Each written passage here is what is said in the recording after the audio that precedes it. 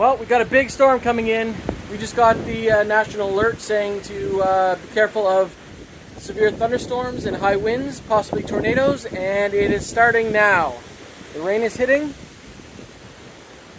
So we've kind of closed up the animals, done as best as we can, so we'll just ride it out.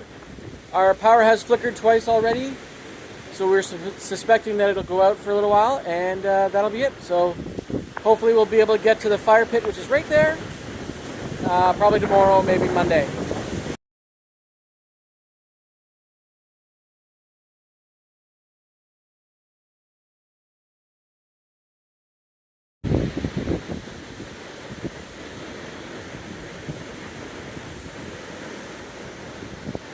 Here comes the rain, the high winds.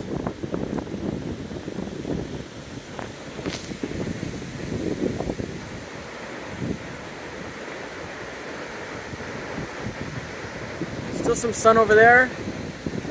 Definitely blowing this way.